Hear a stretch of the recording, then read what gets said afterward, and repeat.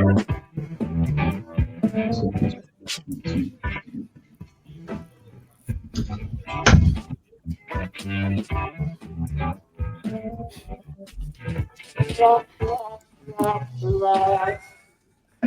guys, and welcome to Barter. We've had a few technical issues this evening, but we appear to be over it. I hope, anyway. But your number one sports podcast for unfiltered. I've changed it now. Unfiltered sports chat and solid banter. Our sponsors, Madri. Got to thank them. Here we go, guys. Everyone's got a Madri in the house. So these are our new sponsor, a premium beer that fuels our chat, by all accounts. We also need to thank the Easy Breeze, who are providing us with all of this equipment that allows us to do it. Shame we can't work it. That's the only problem. There we go. Such is life. So I've got our usual wingman with me today. Matty, how are you? I'm good, thank you. Just getting over a bout of sickness. I've pulled me back, coughing, but otherwise I'm in a comfortable position at the minute. So if you see me grimace, it's just my back and not wind. Rooney, I do like the blue. Yes, well, you know, just sort of mix it up mate. a little bit, give it a bit of atmosphere tonight. Yeah, it's very Chelsea though. I thought might have gone a bit of being a red and all that. Maybe he's going to change it now. You can mix it up. Yes, he doesn't care. There we are. And our guest today, Finlay, not on a boat this time, which I'm pleased to see. Last time you were on, you were where were you? Portugal. No. I was in Greece, sailing in Greece. Yeah. How the other half live, chaps. You see, we just spend our time going on. Oh, there we are. Well, listen, we got a little slightly different format. As we know, we are a sports podcast. So we're going to get to our usual football banter, but we're going to just have a look at the main stories that are in the news this week. We jumped on a live. What day was that? Was that Sunday, you guys, or Friday? I can't remember now. We jumped on live after the announcement of the Eubank Jr. Benn fight. Not been much in the news afterwards. It is confirmed for the 26th of April. I believe it's going to be at the Tottenham Stadium. The interesting part of this, and I think when we spoke last time, Paul, you said you sort of have a waning interest in this fight, but the talk is that Sky Sports are stepping away. Whether this is true, it's reported, because of the doping thing and the controversy that this might bring to Sky Sports. Are you surprised by that, Paul? Yeah, a bit surprised because boxing's where it's at the minute, and we had the chat last time. There aren't mega fights every 3 months like there used to be maybe 10, 15, 20 years ago, and therefore they've got to hold that interest level. The fact that Sky have stepped away, I don't know. It would suggest to me there's maybe more going on behind the scenes around where the money is and where the fight's happening than necessarily what Sky are getting out of it. Because let's face it, it's a Middle Eastern run business these days, incentivized by huge prize pots, with some great fights and some great invention in terms of who fights who, but also trying to drive it along. So I'm not so sure it's around the doping. It was always going to be a problem when he came back with, US blessing into UK. It's a DAZN fight, right? I think I'm correct in saying so. It would wholly go out on there. I mean, it's interesting, this Saudi money. I mean, I think the one thing, Matt, I know you love a bit of boxing. Are we moving away though from the classic? There's no belts on the line. There's none on this one. There's no proposed belt on the line for Fury AJ. If that is to get on, we'll get on that in a second. Is this now? Saudi's money is changing the face of sport. In fact, it's changing the face of every sport, isn't it? We're seeing it in football as well. Is it taking away, or does it mean that we're just seeing all the best fights that we wanted to see? I think personally, I think it's taken away, because if Saudi wasn't involved and offering the money that they're offering, the boxers have got greedy because of the money that's being thrown about by the Saudis. So take them away completely, I think there'd still be a lot of money on the line, nowhere near as much, but there'd still be a lot of money on the line. I think the fights would still happen because people want the fights to happen. It's just they just wouldn't be earning the same sort of money as the Saudis are. But because the Saudis are involved, then and the stupid mega bucks that they're getting, I think it's taken away from back in our day, like you said, Paul. 10, 15 years ago, or even going back to the 80s. Sorry, Finlay. We would have the biggest fights on ITV, BBC, whatever it would be. That's taken away from that. It's taken away from the the normal working class families that can't afford these 25, 30 quid fights that are on pay-per-view all the time, and the ones that, like you say, this one, it's not even a title fight, and it's going to be pay-per-view on DAZN, and there's no need for it really, but it's just because of the money that's in Saudi that's driving that. I feel. I think as a promoter, someone like Hearn is going to be very interested in this because of it's a legacy fight, and this fight will do probably more buys online than most. Heavyweight fights do they do 700 to 1 million buys. This will easily do that.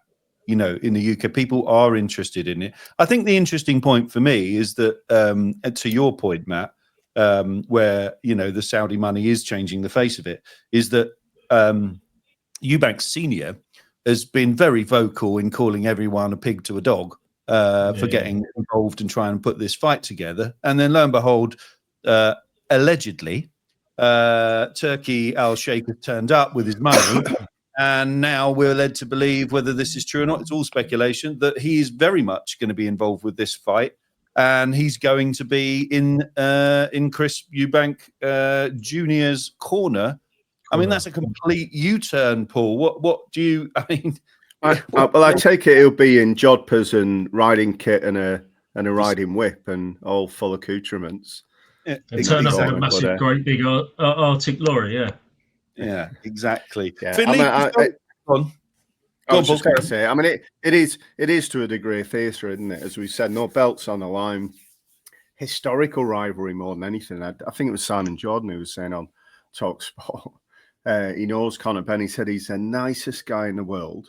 He says, so when I see Conor Benn trying to trash talk, I just can't buy it because he's so nice. But clearly, you've got to build the fight. You've got to sell it.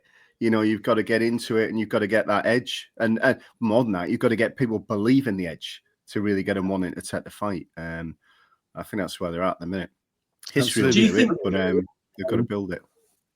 Do you think this fight now, as the situation stands now, do you think this fight will get more viewers, more buyers than AJ and the Gypsy Fury. King would get? Yeah, Fury, because neither are title fights. Do you think it will get more than that or not?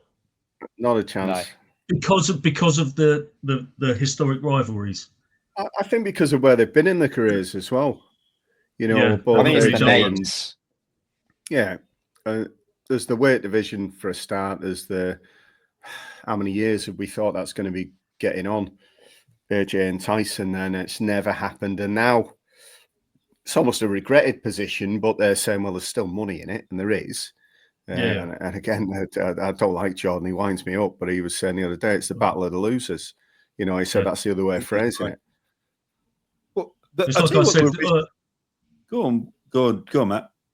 Sorry, when we did that quick bar chat the other day, last Thursday, about the fight, and I said it's just about bragging rights. I think that's the case in both fights. If both fights were to happen, I think that's the situation for both fights. It would just be bragging rights now. But could you imagine if they got Fury out of retirement and they had it all on the same bill? What a night that would be. That would get viewers. That would get buyers.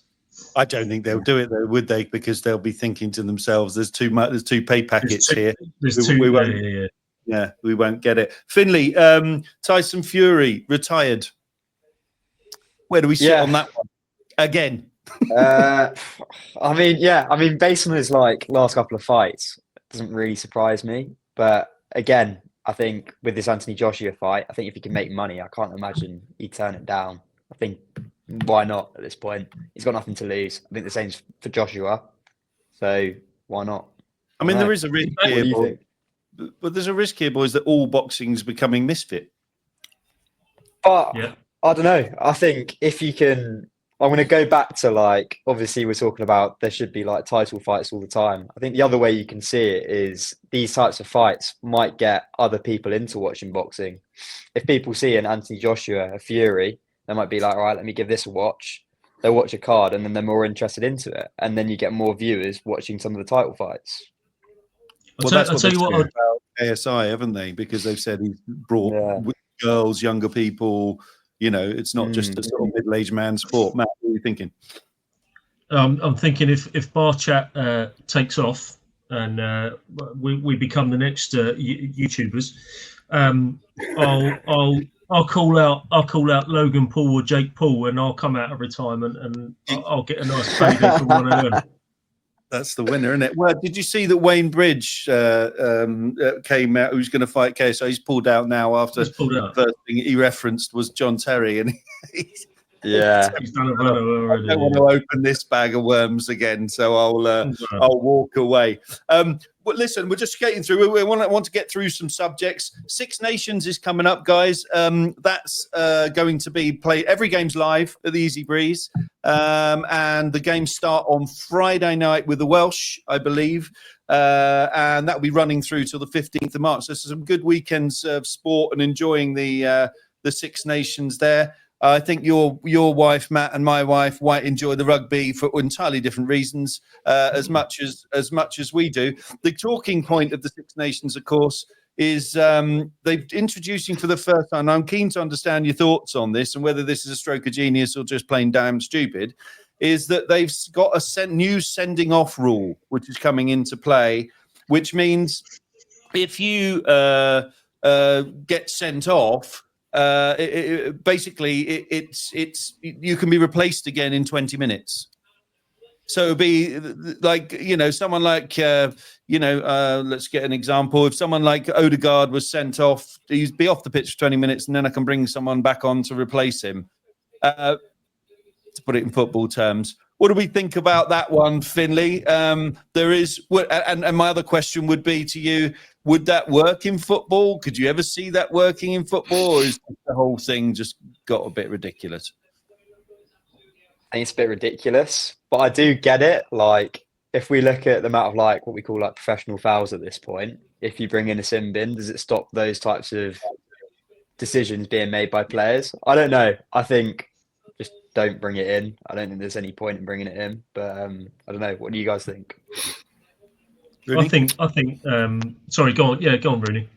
I would say I think if you lighten the impact of a red card, so a red card becomes a lighter punishment, tactically people will use it more, particularly given where it is in a game. If you've got a 2-goal lead, why not just go and blast that guy and you're thinking, well, we can hold that.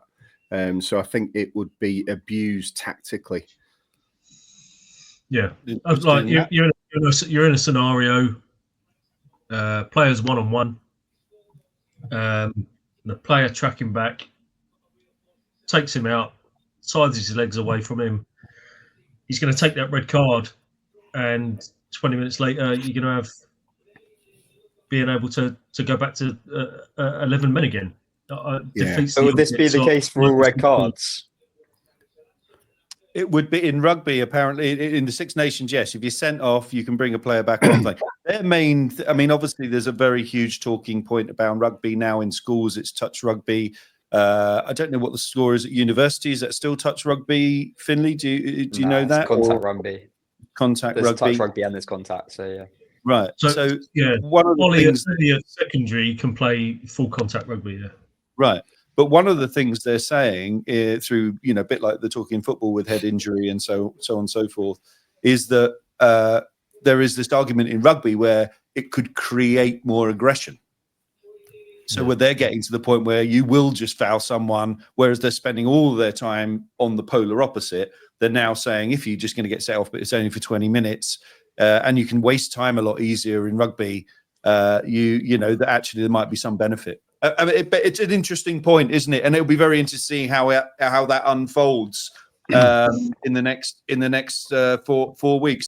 Also ahead of us, guys, trying to fly through some of this Cheltenham Festival, and we've got some big news of the week. It might not be international news, but our friends at Madri are going to take us to the festival. So we'll be there on Gold Cup Day. So we'll be reporting live outside and inside the ground, subject to our press pass friends on how far we can go with that one. So that's big news for us. And Matt's got a great idea on our wares. Do you want to tell them about your idea, Matt? I mean, are we going to look stupid? I can't quite understand. It's quite snazzy, actually. See, the thing is, right? So people watching. So my 2-year-old son, when he sees this can of fine Madri, he looks at the picture and he says, "Daddy." So my idea I could pull it off. You two might have to not shave for a little while if you two were going to pull it off. Yeah. My idea was to get the attire of a Madrid chapulo, as they're called. I've researched, and I'm going to wear this to the Cheltenham Gold Cup. And Mate, I'm with you. I think it's genius. Report from Cheltenham with, I think it's called Houndstooth, the design on the cap and waistcoat. If you look closely at the bloke, he's also got a tattoo on his neck. Yeah, I'm not doing that. But that does look like you. But yeah, look. Right. Rose. Is it a rose or is it a handkerchief there? No, that is a rose, yeah. Okay. So there's a little bit of Lancashire going on as well. Yeah. So apparently 19th century chapulo from Madrid. The only thing I challenge on that, Matt, if you've got a can of Kronenberg or Carlsberg or Holsten in your hand, does your lad not just point at that and say, "Daddy"? Because it's a beer. He actually just says beer. Yeah. But this one, he does actually say "Daddy." Right. There's nothing like some kids to tell you the truth, is there? Yeah, I know. Yeah. So what we're going to do, guys, is we'll be reporting that. But as we get closer to the festival, we're going to look at the runners and riders and see who's who. So we're looking forward to doing that, and we'll report obviously from the day on the Gold Cup day and on the days running up for the Champion Hurdle, the Queen Mother, etc. So that's big fun. Straight behind that is the Grand National. Looking forward to that one. That's already here. It happens every year, doesn't it? And then there's this line of thought that the Grand National wouldn't be as important. It didn't have the controversy. But the big news this year is they've reduced the field from 40 to 34, and they have reserves now. So if there's a horse that can't run, that they got back up, so they'll have 34 runners on the day. They are changing the race, and there's a lot of traditionalists that are backing off. Where'd you sit on this one, Rooney? Are you a big fan of the National? Are you? I mean, I've always, historically, traditionally, I've always had a bet on the National. I've not been to Aintree. I've been to, what's the other one next door ish? Aintree. Yeah, no, next door one. I can't think what it's called. Yeah. But what I would say is the same at Cheltenham. I used to go to Cheltenham every year. We're going again this year, so game on. But there's nothing more horrible than the white tents going up and the sound of a shotgun going in the back of ours. It makes you feel sick to the pit of your stomach, but it is part of the racing. They've got very, very fine legs. They're incredible athletic beasts that are bred for it. It's part of the racing. There's no such thing as horse racing where a horse can't die or a rider can't get hurt, and it is part of the inherent risk. It's not pleasant. Will it take away from the field? I think perhaps, because the whole field of 40 is you've normally got 8 of them in your sweep and they've gone by the third fence, so you're going to narrow down how many you've actually got going by. Probably fence 7 or 8 this year, but I get the sensitivity, but equally it's a sport with huge risk, and that's always been an accepted risk. Yeah, I agree, Matt. I mean,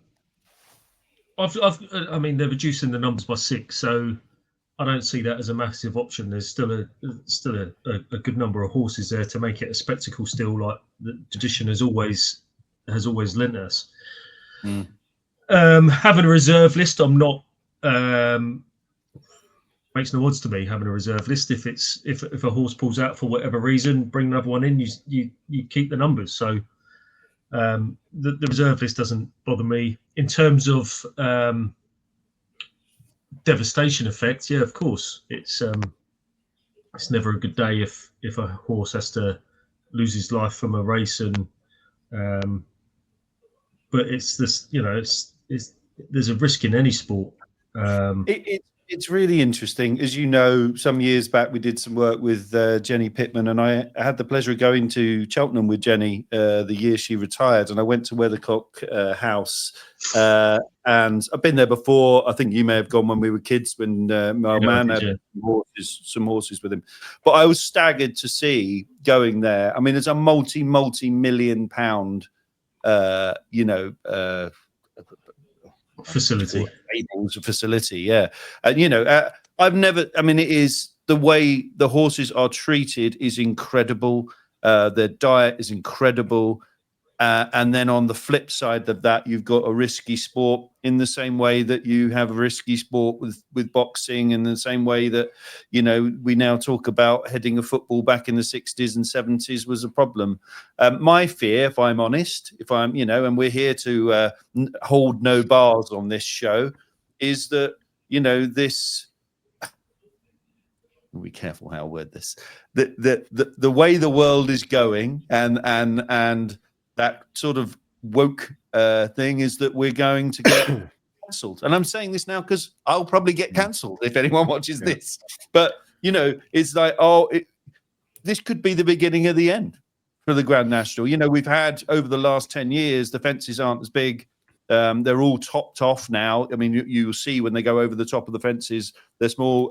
Beeches Brook isn't what it was. The Chair isn't what it was. There's less runners. I guess my fear, playing devil's advocate, is where does this end? And, I don't know. I mean, do we just accept that that's the modern world and it's changing? But the jeopardy of your horse or 6 horses falling at the first, if we're all truthful about it, was part of the charm of the Grand National. It was something that never happened. The size of the field, the size of the jumps, and the size and the fact that it doesn't matter if you're favourite was what made the Grand National so amazing. Does it just become a normal horse race? And maybe that's what everyone wants. I don't know, Rooney. No, it's iconic, isn't it? And you're right about the changing the height and making it safer. And it's the same with Formula One. They've done that over the years, haven't they? They've taken tight bends out and speed problems on corners and chicanes and the rest of it. So there's been a general trend. They even took the sound of the car away, didn't they, at one point? Yeah. Right. Okay. Well, there's a few, I suppose, electric Porsche drivers who've got the same problem at the minute as well. Being a lovely V8 driver, I don't have that issue, but polluter as well. Oh, I'll get cancelled now, Matt, as well. Well, but I know what you're saying. I think it's there's a limit. There is a limit. It'll be interesting to see how it lands this year. Well, let's say we'll look forward to it. Hopefully, Molson Coors, as in owners of Madri, do have the pouring rights at the Nationals at Aintree. So if you're watching, Richard, go out again. Yeah, we've just got to go to the Gold Cup. We've got to go to Aintree as well. I think we've got to go to Aintree as well. That seems like the thing. You referenced the F1. The other big news this week, Finlay. I think you like a bit of F1. Lewis Hamilton in red, gone to Ferrari. Looks a bit weird, doesn't it? But can he revive his career, or is this a road to retirement? I think it could go one or two ways, to be fair. I think it's probably leaning more towards a road towards retirement, but you never know with Ferrari. If they sort out the car, I know there are a lot of issues in terms of technical faults within the car for the last couple of seasons. But if they sort that out, you could see them going somewhere with it. But I can't see Hamilton winning another title, if you're asking me that question. So do you think see he's where it not the goes. driver he was? Verstappen is obviously sort of stealing the show these days. Do you think he's gone downhill, or do you think it was the fact that McLaren had a lot of issues with the car and it wasn't competitive? I mean, it was weird, wasn't it? After Abu Dhabi, was that 21 or 22 when he was just robbed of the winning the race? I can't remember. And then he came back the next year and his car was rubbish.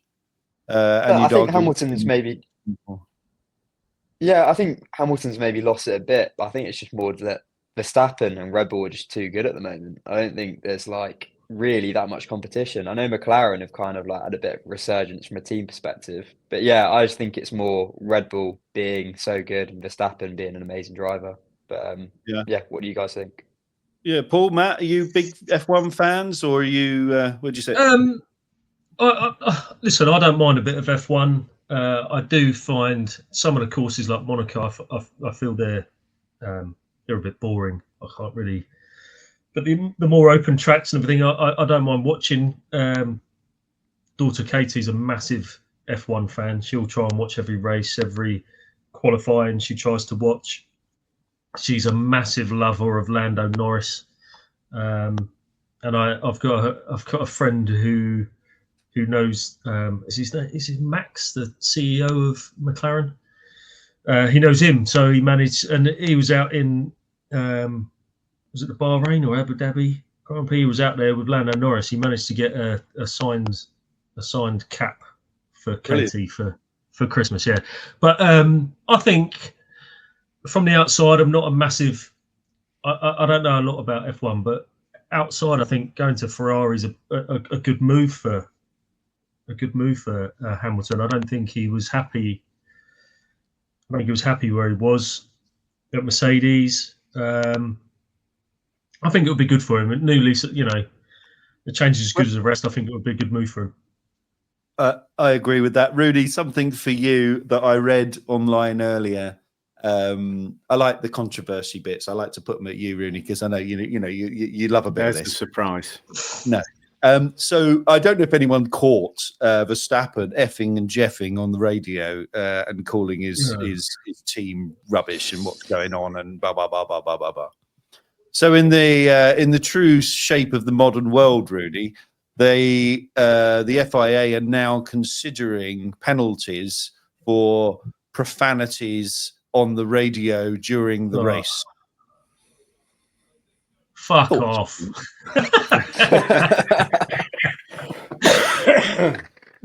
Yeah. I guess. Two words. Is that a universal fuck off? Yeah. I echo those sentiments. But where do you draw the line? I mean, sport's all about winning, and it doesn't matter what sport it is. It's about taking everything to the absolute wire, getting everything for anyone. And if you're feeling you're not getting it from the team, whether you're hammering going in there tonight and hammering them for what they've churned out in the last couple of weeks, or whether you're driver and you go and you feel your mechanics have let you down, you've every right to have those honest conversations. That's how you drive excellence. There is no concept of getting better by having off-limits conversations. And let's face it, to win and be the elite at sport in any single sport is about being better than everybody else, which means marginal gains when everybody's there or thereabouts, and open conversations. If you can't have them, you're not going to win. Simple as. I agree with you. I absolutely agree with you.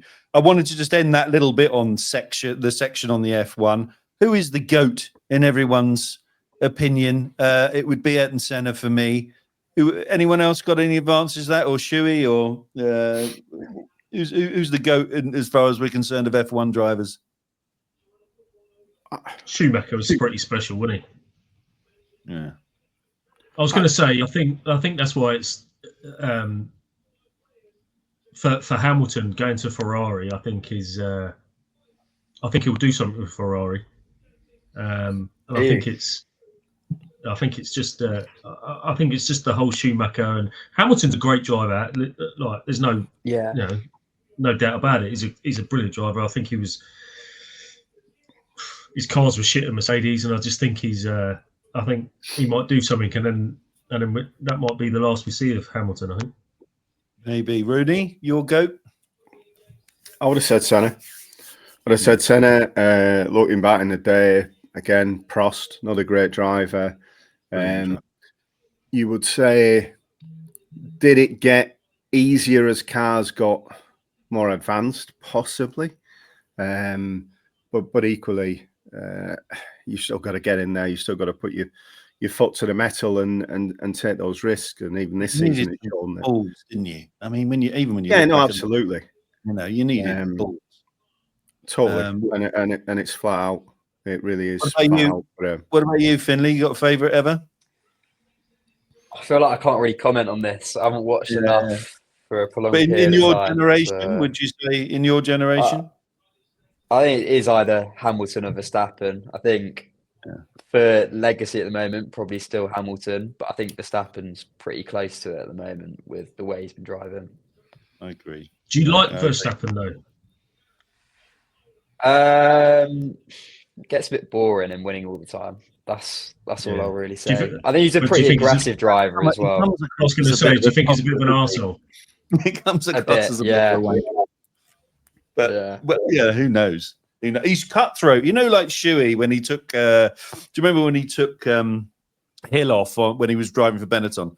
Going back, and he was basically he only needed to come in front of him, so he just took him out. And I think to your point, Paul, when you're talking about elite sport, is that you just do what you have to do, and whether it's that final tackle and getting sent off for 20 minutes, or whether it's take someone out, you do what you have to do, and that's how you win. Some people don't like that. Absolutely. But it's fierce competition, isn't it? Talking of aggressive drivers, if you've ever driven in Northampton or Milton Keynes, you'll know exactly what it's like to be close to Silverstone, because everybody drives like that, whether you're a 70-year-old granny or I thought you were going to refer to the fact that your head office, the company you worked at previously, was there, and you were driving around your V8, and we needed to stay away from Northampton. But no, not at all. Not at all. No, just it's a very, and having lived in London 30 years before that, the most aggressive place for driving I've ever seen is Northampton and Milton Keynes. Unbelievable. Well, Milton Keynes is like a grid, isn't it? And with roundabouts, it's like Manhattan with nothing going on. But there's a lot of the factories up there, aren't there, for all the F1s, all in that area. So everyone thinks they're on it, irrespective of what they're driving. They're hoping to get scouted driving around the streets. Yeah, exactly. Yeah. Let's move to football. I know the United Rangers game is about to kick off. Finlay, have you got the lineup? So you can just tell us who's playing and have you got it in front of you? I think you had it a minute ago. Yeah, I've got it here. So we've got for United, Bayern in goal, Noah Nana today, which is quite interesting. Back three of Euro, De Ligt and Martinez. Left wing back Dalot, right wing back Diallo, centre midfield of Collier and Ericsson. Again, maybe Ericsson coming in, bit interesting. And then kind of the 2-10s, Garnacho and Fernandez, and up top Xerxes. Happy with that, Manchester boys?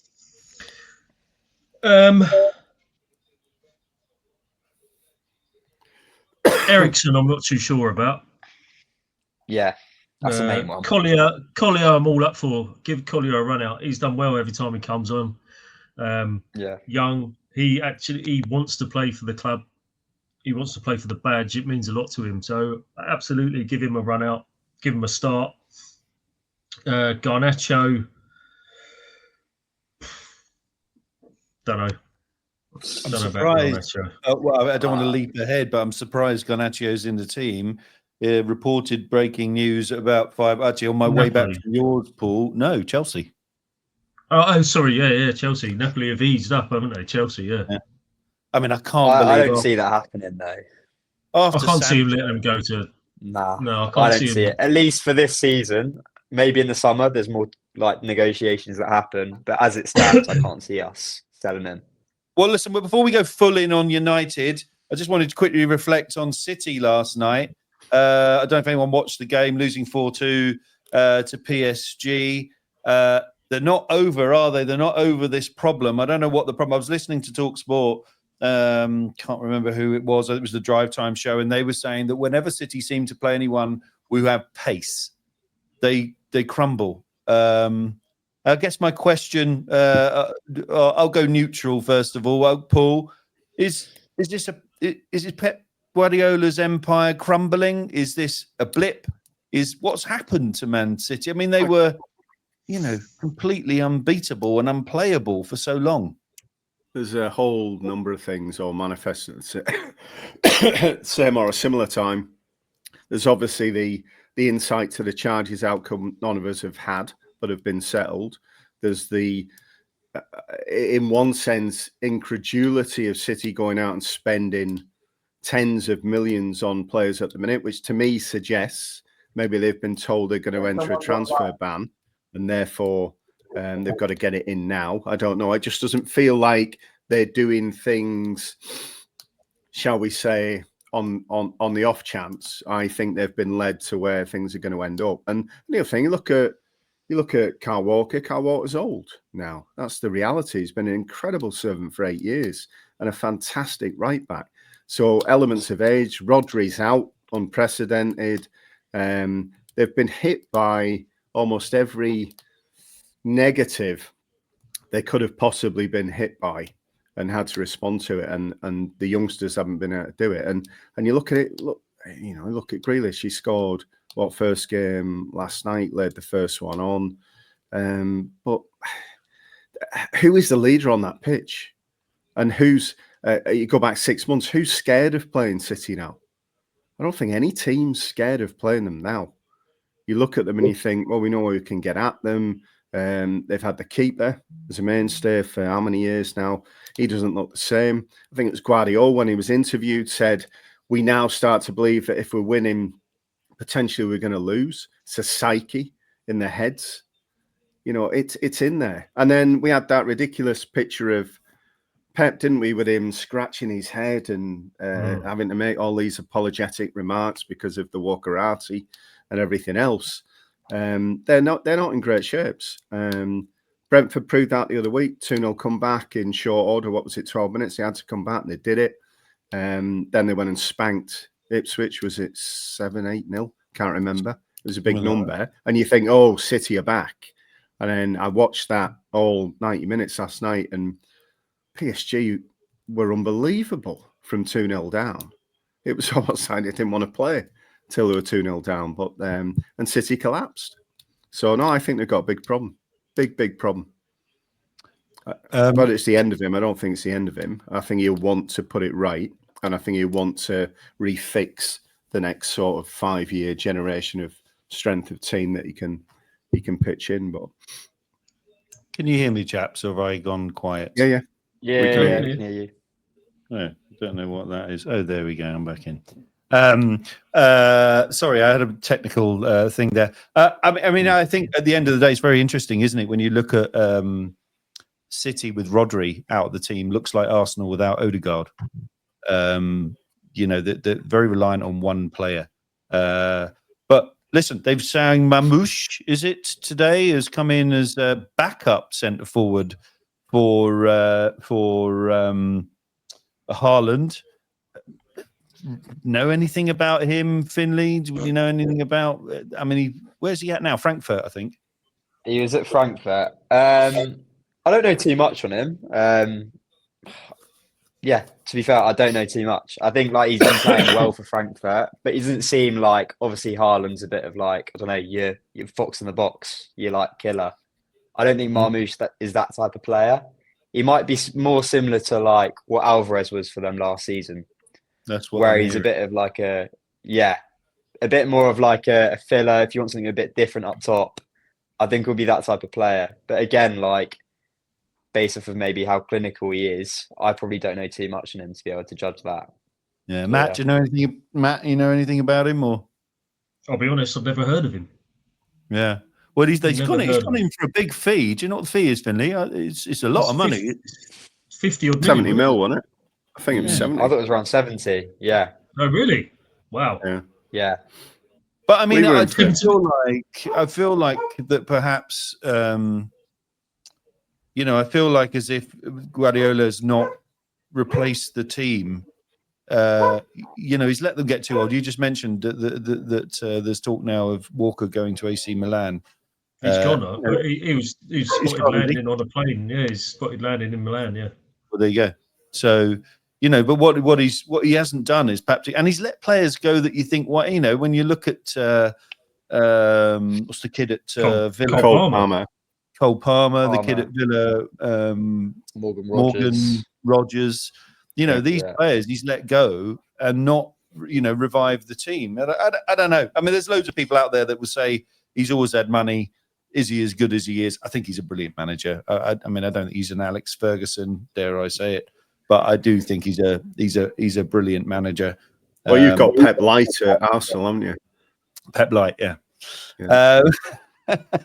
But interestingly, we were watching. The old man was watching with me, and we were watching Arsenal against Zagreb.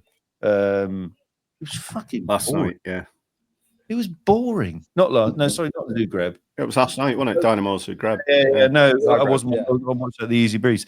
No, it was at Villa at the weekend. We were just boring. Yeah. And that. And a lot of people have criticised, haven't they, City for being a boring team. But we'll see. Listen, on to Man United, you know, stepping up the game. First thing I want to say is a massive loss in Dennis Law for United fans and football this year. I'm a bit too young. I didn't catch or know much about him. I'm going to go to you, Rooney. You was just a bit before as well. I'm a bit older than you, but I'm not that old. Yeah, exactly. Footage. No, I mean, he was. I think most people would be the same. You know, the absolute gentleman, incredible player, hell of a career. Ballon d'Or winner. Say again. He was a Ballon d'Or winner. Did you know that? Yeah. And a gentleman. And not one of those guys, and football's full of them, isn't it? Some people can't handle the pressure, go off the rails a bit, tear it up a bit.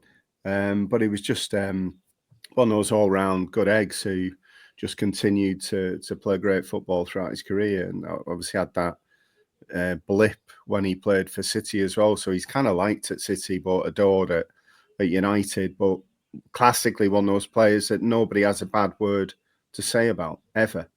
I remember hearing Bestie tell a great story where Bestie would be going down the wing and he'd say he'd be in the best position and he's running down the middle and he'd go, but he's give me the ball, and then Bestie would beat 5 players and put the ball in the back of the net. And he turned around and he said, half the time I wondered, what the fuck am I doing here? There's no point in me being here. But back to the gentleman, he's scoring. I haven't got it in front of me. I had it earlier actually. But his scoring record and statistics were brilliant, and he's a legend of the club. So you know, thoughts are with him, his family, and everything else. Of course, the Rangers game is underway as we are speaking. Anyone got a score update? Any goals so far? 3-0 Rangers. 0-0. What's the score? Still 0-0. Still 0-0. Have you got it on in front of you, Finlay? No, I'm just checking the score every now and then on my phone. Okay. Are you expecting? What are you thinking today? Are you boys confident? Are you? I mean, well, I was saying earlier, probably, I don't know, 1-1, 2-2. All I can really see is a draw from this. It's at your place, right? It's at the Theatre of Dreams. Yeah. The Theatre of Has-Beens, you mean? Yeah. Yeah. I mean, listen, I'll summarise this up, guy. You got them tonight. Matt, I'll ask you first. You lost to Brighton again. You know,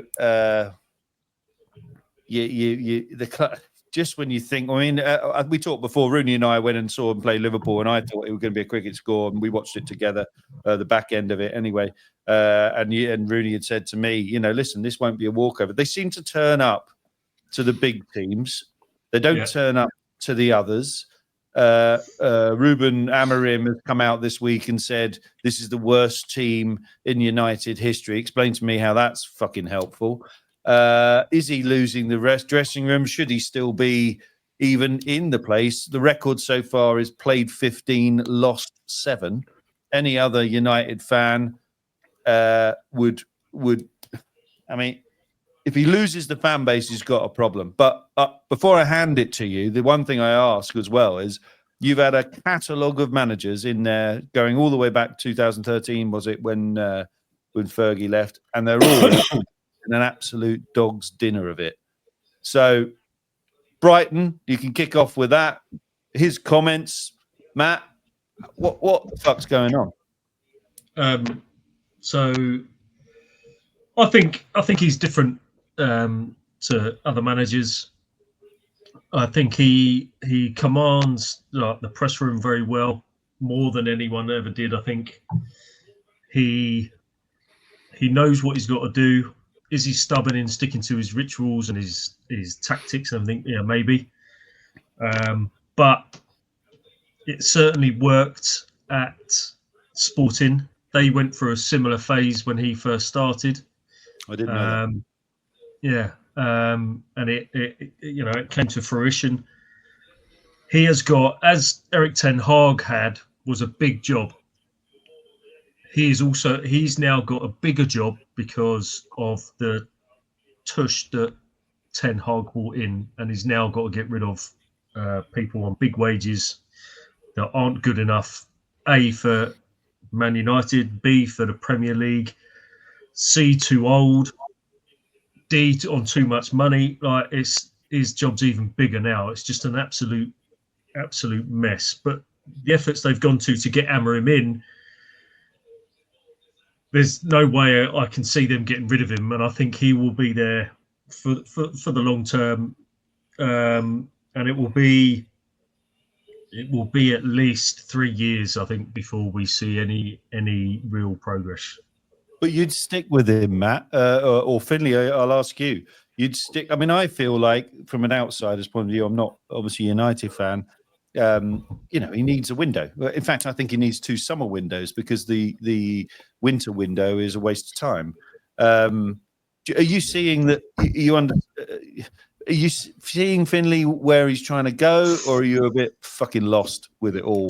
Where do you sit? Matt, I think, we've gone from Ten Hag, where you'd watch every game going, what's going on? You couldn't see any structure to where we were playing. I think, under Amorim, I think the one thing you can see is the way we want to set up. I think you could see it, first of all, against Liverpool. You could see, number one, the positions of players. You could see the defence, the midfield, and the attack. I think the same was in the Arsenal game as well. So I think that's maybe why we're giving him a bit more time, because we can see the vision of it. You can see the patterns of play as well. It's just, I think the players just aren't good enough and they don't suit the system. I think that's what we're seeing at the moment. Dalot playing at left wing back obviously isn't ideal, but quite clearly we don't have anybody that can fill in that left-sided position. I'd quite like a left footer there, but at the moment we just haven't got that. I know we're looking at Matt. Do you know his name? We're looking at left wing back at the moment. Dorgan. It might be. Yeah. From is it Lille or Lecce or something? Is it Lens or something like that? Lille, yeah. I think he's at Lille.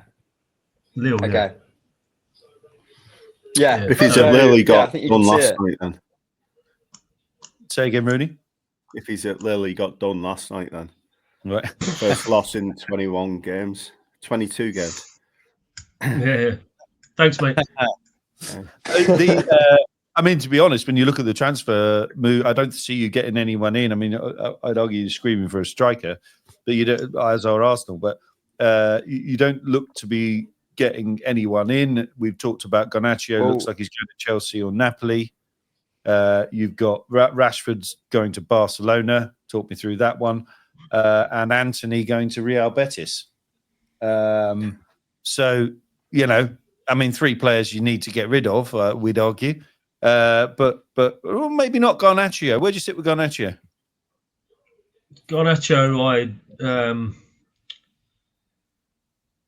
I think he's another Rashford, to be honest. Oh, really? I think he's. I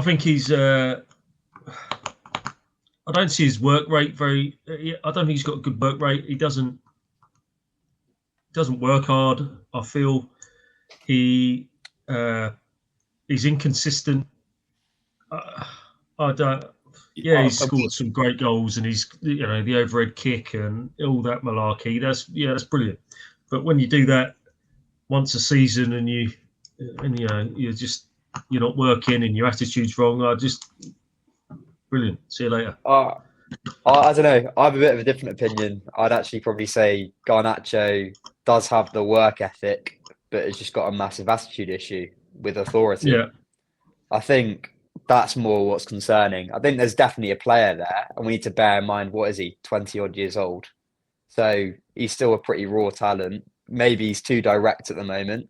That's probably the one thing I've been critical of, especially under Amorim. It just doesn't seem to be working. But I think he definitely wants to put a shift in. I think we saw that against Arsenal when we went down to 10 men. But yeah, I think he's just got a massive issue with like managers telling him what to do. I know on social media he's been pretty, maybe not vocal, but he tends to like tweets on, maybe it was like Ten Hag being sacked, or it was Martinez having a shit game, which obviously doesn't look great from an outside perspective. But it depends on if you can sort that out or not. But yeah, I don't know. So with him as well, apparently with Napoli and Chelsea, apparently they both were kind of trying to sound out whether he's got a poor attitude. They've been asking the questions, what's his attitude like? So I don't know.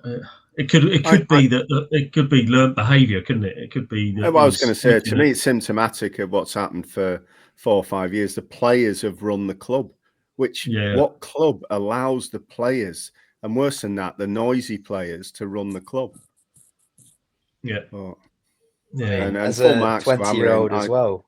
Yeah, I think Amorim's a great manager before he signed for you lot. It kind of, I felt when he'd signed, I thought, oh, bloody hell, he's their Klopp. But what I'm now thinking is, it might be the club don't allow him to be. And the club stop him becoming it, whether it's fans or whether it's, Ineos, or there's so many factions, but he's the right guy. I mean, if he's pushed out of there or walks out of there, I think it's a massive loss for United, a huge loss, because he's an incredibly talented manager. It wouldn't surprise me if he walks out. I think the state we're in at the moment, I don't know. I think like there was something in the news today as well about us making like serious losses, which are like unsustainable. I think if that stops him from bringing in players, it wouldn't surprise me if he walked away and just thought, I can do a better job somewhere else. But what do you make? What do you make? I mean, he's come out subsequently and said, "I'm a young manager. I make mistakes." But you cannot. I mean, his last one was we're in a relegation fight, and then he comes out with, after smashing a few TVs up by all accounts, he's come out with we're the worst Manchester United team in history. You know what? I quite like it. This is stupid. I do quite like it, just because he's being pretty honest with how bad we are at the moment, which all of us know. He's fucking right, though, isn't he? Yeah, but he's quoting statistics as well. Like, he's backing it up with stats. He's not saying he knows how bad we are right now. Does that keep him his job? But I think we're going from the polar opposite. We're with Ten Hag, where he's making out that we're playing amazingly when we're playing awfully. I think we'd rather have a manager that's brutally honest and tells the players they're not doing good enough. Yeah, it's probably 3 years ago since Ralph Rangnick told United what they needed to do, and United shook their head and went, "We're not doing that," because he said you're going to have to go back to basics and rebuild the club from the ground up, change the culture, everything. And there was an arrogance in some of the staff and the upper echelons that said, no, we don't need to do that. Where have they gone? And Amorim's of the same ilk. He'll tell you how it is. And if you want to react to it and you want to respond to it and you want to deal with it, he's the best man in the world. But if you want to pretend as a 6-month sticking plaster to get you back in Champions League and Premier League contention, it just does not exist. It's simple as that. No. It's interesting times, isn't it? Of course, across the road here in the northwest, we have Liverpool, which will put already. He's smart. It's so annoying, you know. We had a Scouser. Actually, he was from Birkenhead. He wasn't actually a proper Scouser. I'm reliably informed by Mel in the Easy Breeze. But he was massive red. This is what happens. You only need to just a touch on that Liverpool being quite successful, and you get this ridiculous smile which comes over the face, which is somewhat of glee as they look at the demise of every other team. Unbeaten in the Champions League, top of the Premiership. Favourites to win both? No. I think I wouldn't say it's that big a lead at the minute that it's nailed on at all. And the classic example that gets dragged up in the media every week, rightly so, is if we lost Salah and Van Dijk on the same Saturday, where are we? We've got a big problem. We're then in Arsenal's territory. And if we're beyond the 31st of January and that happens, we've got a bigger problem. So there's always that you've got to be fearful of wary of. I think the biggest thing this year, the Champions League, is we've beaten everything put in front of us and done it generally well. I mean, we battered Madrid. With Bellingham in it. And then you think about the Trent game, going to Madrid and saying, well, hang on, we destroyed them. And Bradley destroyed Mbappe. He absolutely battered him into a game he didn't want to have. But if your accolade and your benefit from winning every single game in the Champions League is to potentially face Bayern Munich, Juventus, Real Madrid, or to a lesser degree, Celtic as your group, this new league format needs shaking out because there's no benefit for it. Because I think as clubs will learn year on year, you're thinking, well, why have we fired him? But there are people saying the polar opposite. It's like, there are other people saying this is, I mean, if you were a bet, you like a bet. If you were going to tell me that in that 16, the sat in 16, 17, 18 with Bayern Munich and Real Madrid, you would think I was smoking something. So, I mean, the reality is they're not sat there. And if you are top of the league, which you are, I think I can't see anyone catching you in these. Barcelona can they? Right. But unlikely. But you can rest players now. You're going to get Bayern Munich or Madrid. I don't fully understand the format. More to the point, the question I will put to you is I was listening to AFTV the other day, and they're saying the Emirates, which you can never, ever get a ticket for, was a shit atmosphere. Now, okay, you might be in the fourth week of January. No one's got any money and a bit depressed. And there's tickets available in the ground, unheard of. Is this format shit? Well, I think this format, for a start, it's new, isn't it? Put it any other way. I think there has to be something in it for you to be leading it at this point. Well, I'm not saying it's a buy or, put your feet up for a month or something like that, but there has to be an incentive. So basically, we've gone into it in good faith this year. It makes me think, you particularly think about Bayern, Juventus and Madrid. Did they know that the way this might work out is non-catastrophic for them? Therefore, if they've got more pressure in the league, they put the team and the effort into that and say, well, I'll tell you what, we'll get through anyway. And if we end up getting through, there's a chance we'll play so-and-so. And not worry too much about it. As opposed to the way Liverpool... You've been on the dark web again, haven't you? Well, no, certainly Liverpool, Arsenal, and I think, to be fair, Villa have all approached it the same way, that the more points you get, it's got to be better for you. And it might be naivety, year one, whatever it is, but one of the last thing we deserve is Madrid. One of the things I beg to differ. One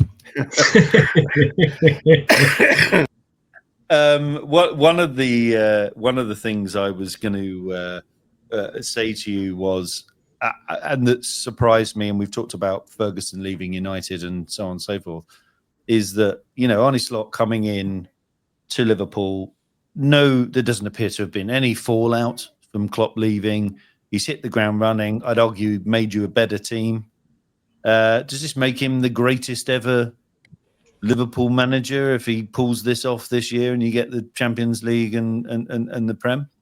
No chance. No, in year one, no. And the alternative is true as well. I think Arnie's coming in, done brilliant job. I was a skeptic. I was thinking at a club looking at the United position when Moyes came in and thinking we just want somebody in for 18 months to kind of hold it together so it doesn't all fall apart, and then we'll work solidly in the background to think who we really want. But it doesn't appear to be the case. They've really found a manager who plays very close to Klopp's identity of football, but not totally the same. And we have more control in games these days than we've had in the past. But it doesn't make him the best for the very single reason that he inherited the squad. He's done a fantastic job with the inherited squad. But like any manager, you'll be built on how you transition that and how you move that forward. And let's face it, with Trent, Salah and Verge, he's got, what's he going to do next summer? What might he have to do next summer? What will he have to do next summer? That will be a 2, 3, 4 year job to see how brilliant he is. I'm impressed with him, don't get me wrong. He's been fantastic. The thing I get all the time, and I've got a lot of United mates, it's a really annoying thing about Arne Slot is we don't dislike him. You know, he's just a nice guy. Yeah, I agree. Yeah. He's not arrogant. He's confident. He's bold, but he's not arrogant.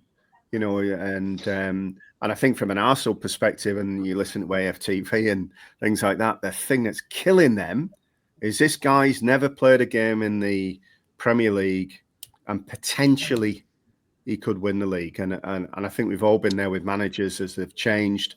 You generally, as a brand new manager into the league, into the Premier League, because you have all these preconceived ideas. And guess what? I tell you what, we'll rock up at Southampton. It'll be 15-0.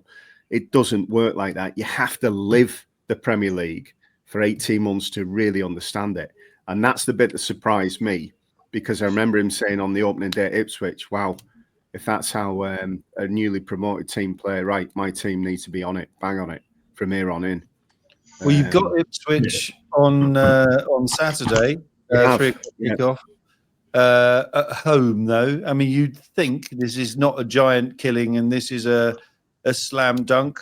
But good manager at Ipswich. What's his name? He was actually up. Yeah. Good manager, got organised team. Walk in the park should be. Walk in the park, Rooney? Should be. I think the only thing I'm supposed to be God. Who is it? It's important. It's important. No, it is important. I think it's Barrett Grimsby on Saturday.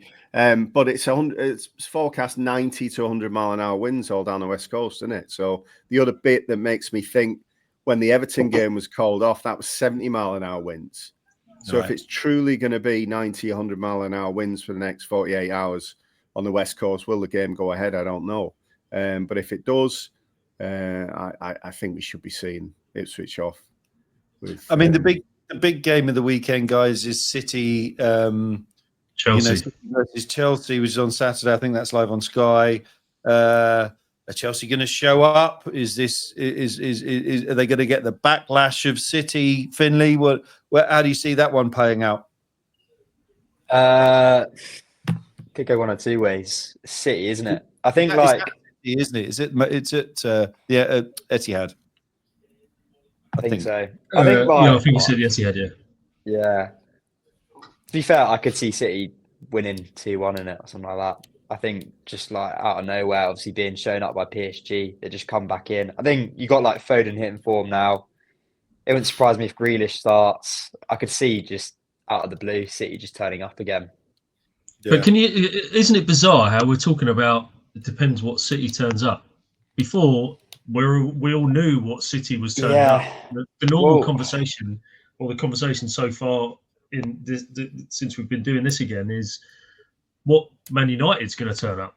You never know. And I think I said on the last. I think I said last week when we drew against Liverpool, beat the Arsenal, and we spoke about Southampton and on penalty Brighton. We're still in the next round. Yeah. And you said to me about you said to me about you said to me about Southampton and Brighton, and I said I'm still not convinced that we've turned the corner, and I think I was right. Well, my opinion, I was right, because we've still not. We struggled to beat Southampton. Obviously, didn't beat Brighton. He was shocking. Going back to, it was shocking. But going back to the City Chelsea game, about them, what City's going to turn up. I think they beat Ipswich comfortably, but Ipswich were particularly bad that game. I think Chelsea would do City. I don't know. I think for me, it's I think what you're seeing with City at the moment is it's not. I don't know. You might think differently, but I think going forward isn't the issue. It's just defensively. They're not controlling games. I think teams fancy themselves to just be as direct as possible and just run through them. But like Mark said get a earlier, hold of the ball. But City have got a massive confidence problem. Even if they're winning 2-0, like they've been doing in other games, other teams can still beat them. There's a massive confidence issue with City. Didn't Amorim a bit of like anything about United? You know, the confidence is their issue. You know, they're playing like they're scared, or I think it was his words or something similar.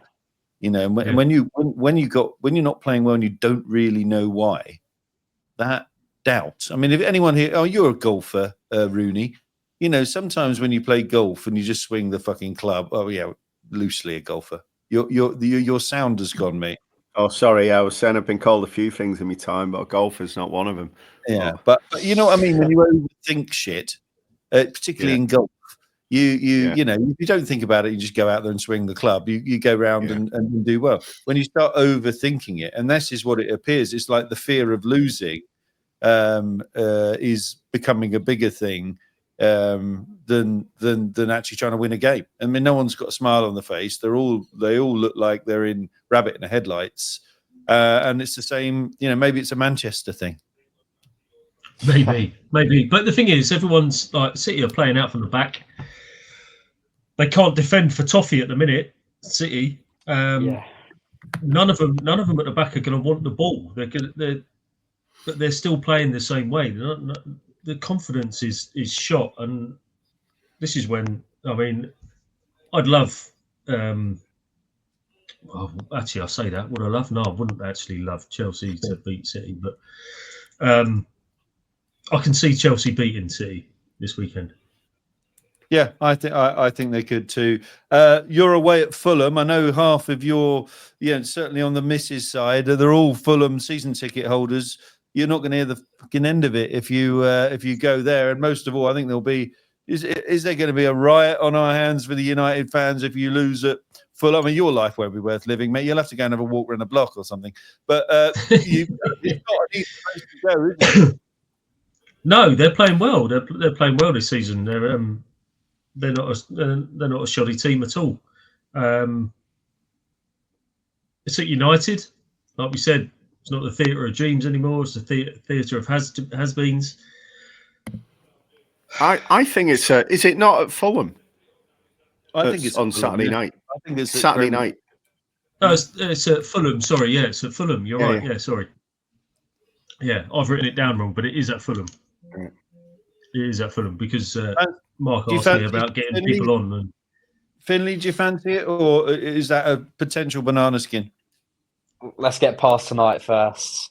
Is there a latest score, by the way, tonight? It's still 0-0, I'm pretty sure. Still 0-0. We've had a goal disallowed, by the way. I've heard that. I don't know. Genuinely, I think again we don't know what United's going to turn up week on week. But is there any talk of you signing anyone? Because I'm not hearing any rumours. I was looking through today. As I said earlier, a lot of people exiting, but I'm not hearing him. I mean, from an outsider point of view, he's got to get rid of the goalkeeper. That howler at the weekend where he dropped the ball. I mean, he's useless. He's got to go. But then when you look through the team, the spine of the team, you've got a problem, haven't you? You've got a problem centre half. I don't see an owning, credible Roy Keane-like midfielder. And the centre forward is about as good as Havertz, which is, like a chocolate fire guard. So, altogether, when they talk about a spine of a team, there's a lot of work to do at United. And I feel a bit sorry for Amorim because he's walked into a shit show, a shower of shit, I mean, we've had this conversation today. We were talking about Dennis Law and then having a conversation about these players. And you think to yourself, they're not even in the same league. No, it's just, I think we've lost Finlay. Finlay's disappeared. Yeah, we'll come back, hopefully. There's no strikers about, Mark. I know. There's no strikers about. You're looking at, you've got David at over in the French league. He's doing very well. You've got Lookman. You've got Guocarez. You've got the guy at Wolves who we're playing tomorrow. Cunha, who looks like he's being a bit of a twat and causing a problem. There are players out there. I mean, Man City haven't had a problem getting Mamouche. Oh no, we've never heard of him. But his credentials are very, very good. They seem to be over Liverpool wanted Garnacho. But look at the prices. Look at the prices. Yeah, but you're the biggest club in the world. Yeah, but we've got no fucking money. Yeah, that's true. We can't do it. We've got to get rid of all these players before we can even think about signing someone on loan. The Ineos Ratcliffe thing, I mean, you're looking at that now and you're going, has that actually been a success so far? Because what I've seen them do along the road here has been shocking. I think they've had to make some big calls, I think, because it was in a dire straits. They've had to go in and cull a lot of stuff. And some of the stuff they've done is controversial and fans don't like it. But I think for the good of the club, they've had to. Finlay, what were you going to say? What do you think? I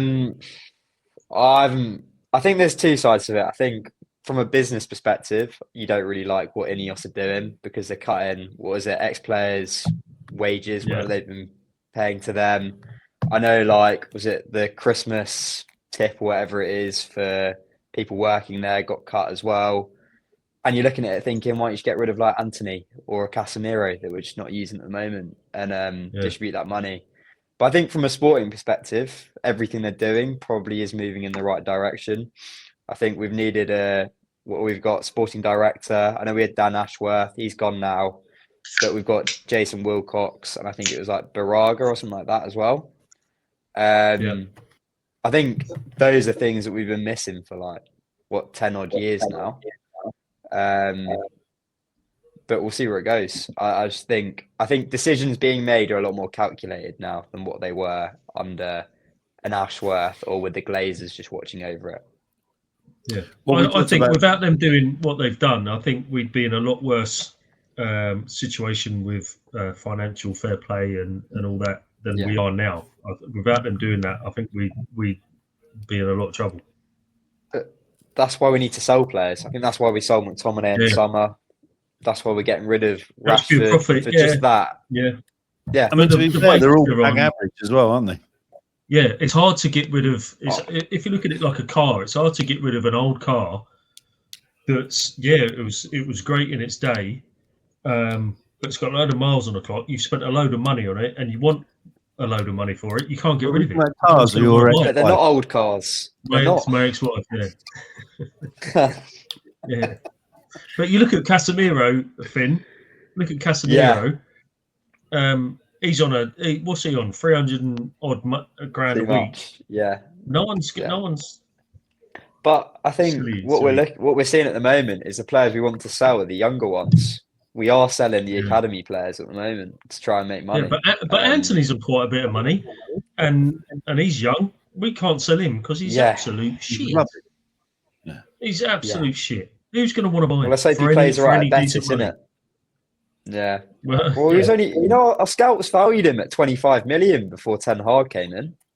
Yeah, I know. Yeah. It's a bizarre one, isn't it? And whoever. Go on. No, I was going to say whoever City have just signed as well. I think it's a defender. Ten Hag said our scouts advised him to sign him and said that we don't fancy him, don't think he's ready for it, and now he's gone to City. Well, they seem to be getting. They seem to be getting things over the line when we can't. So that I think Rooney's just gone for a piss from what I just gathered there. Just he was being polite. Yeah, he just. I'm assuming he's a piss and he doesn't need a shit. But anyway, he's had to exit to do that. That's why I was laughing when Finlay was chatting. Yeah, on United, what he doesn't realise is by turning his camera off. Yeah, Matt, you just need to lean over there now. Mason Greenwood news this week. Did you see this? Yeah, he's gone Jamaica. He's got one cap for England. He's moving his allegiance and now going to apply to become a player for Jamaica. I guess he's thinking he's never going to get in the England team. Has he been? I mean, this is controversial, guys, and I've got to ask the question: has he been treated fairly? Is this fair comeuppance? Where do Matt Finlay? You're shaking your head. Where do you sit with this one? I think. I mean, everybody knows. I mean, as much as they're saying, I know there's a talk of innocent until proven guilty when everything was going out, but there's video evidence of essentially what he was telling his missus to do. Yeah. I mean, very good player, but at least for England on a international stage, you're not going to see him playing for England. Whether he ends up playing in the Premier League at some point, you never know. But yeah, no. I read something saying that the FA basically said you're never playing for England. Yeah, regardless. Yeah, exactly. It's a difficult one, isn't it? Like you say, the video. I mean, look, everyone makes mistakes, but the video is damning. And you sit there and you say to yourself, it's a long way back. There's no smoke without fire. There's no smoke without fire. And you could say he's 21 years old. He's an idiot. He doesn't. He's young. He's thrown into. Can't take it away, though, can you? No. Can't take it away. So you think? I mean, he doesn't. He probably doesn't have a future in this country, does he? I mean, it's proven. I don't know how he's going on. How's he getting on over there? Do we know? He's playing well. He's playing very well. Is he scoring goals? Yeah. He's been. I think I saw like a stat in terms of like I know like they do like player ratings, every game. I think on average throughout the entire season, he's been like the third best player in the French league. So it's like De Gea. De Gea is the best I know. Ratings wise. De Gea is the best keeper in Europe. Yeah. Difficult, isn't it? Difficult. It's all right. We've got an honour. It's okay. It's okay. Absolutely. And the other big news: first $1 million female player. The ladies' game is coming on. So who's that? That's sorry, Rooney struggling to get back in. I'll hold up. Let me just text him here. Log out, log in. Log out, log in. There we go. All in doubt. If in doubt, hit the screen. I don't know.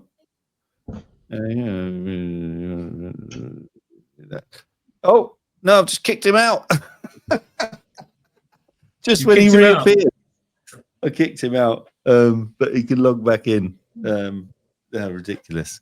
I'm sure he'll come back in a second.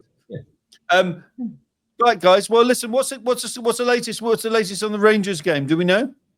It's still 0-0. And so, has anyone got a feed? Who's on top? Doesn't sound like we've been playing that well, even though we had a goal disallowed. So possession. So Sky Sports is saying possession. United 70%. We've had 8 shots, 3 on target, 3 off target. How does that work then? couple of blocked. If we've had, yeah, maybe. We've passes 310 United, 135 Rangers. So, yeah, 2 block shots. You're right, Finlay. Yeah. Both keepers made the same amount of saves. So, possession-wise, we're on top. But possession doesn't win you games, does it? Well, I've heard Xerxes not having that good of a game at the moment as well. So, yeah, really. We'll see. Yeah, I thought I actually thought he was one player that had turned a corner and was coming out the other side because I actually liked him when he came on the other day. Was it against Arsenal? Who was it? Against Southampton. I think. Yes, yeah, you're right. Yeah, Southampton. Southampton. I thought he was good and he made a difference. Yeah. Yeah, he was really good. Oh well, there we are. Sorry, I'm just trying to get Rooney back in, but it's I'm struggling on that one. So we might have to park it. We'll see what happens. Well, listen, guys, I'm conscious of the fact that the game's underway, and you guys probably want to watch it. So I think we'll call it a episode 4. Massive thanks to everyone, to you guys logging in. And thank you, Finlay, for joining us. Hopefully you can join us again sometime in the future, at which point United might be doing, much better. Who knows? I don't. A little when are you bit would be expecting me good. to join next then? Yeah. Yeah, I know, yeah. Finlay, I'll see you in 5 Give years' it a time, couple of years, Mark. Well, it will, where he is, he's been. You're right, mate. Have you relieved the 52-year-old bladder? Oh, he's on mute as 52? Well now. 52? Right. Oh, hang on. We were talking about racehorses earlier, weren't we? Yeah. It's all that Madri, mate. Pissing like sheer guy, were you? The premium beer that is Madri. Yeah. Well, can you hear me now? Yeah, we can hear you fine. Yeah. I was just saying we're going to let these guys go and watch the best part of the second half. And see, but there's not a lot going on. It's a 0-0 thriller. So, hopefully they'll pick up a good second half. But listen, boys, we're back on next week. I think we'll try and do a Wednesday sort of 6:30, 7 o'clock weekly. So we'll try and do that. It's got some big games, obviously, this weekend, which we can talk about, and the Six Nations. Thank you to the Easy Breeze. Well, the tickets are getting booked for Cheltenham, so we'll get that one sorted. Thank you, Madri. Someone's taken away my glass. And we'll get looking at you're going to have to send us some links for that attire, mate, so that we can get sorted with that. Make sure you like and subscribe and share our content when you're listening to Bar Chat, the #1 sports podcast for unfiltered, as is my new word, sports opinion and banter. So brilliant. The best highlight of the day was basically "fuck off, Matt." That was the funny line. Didn't require any further comment, and that's what we get on Bar Chat. So we'll go from there, boys. Thank you very much, and we'll all catch up next week unless there's some massive breaking news, like you've signed Messi. He's too old. Indeed. Have a good one, lads. Good luck tonight. Cheers, boys. Cheers, lads. See you all soon. Cheers. Take care, boys. Bye.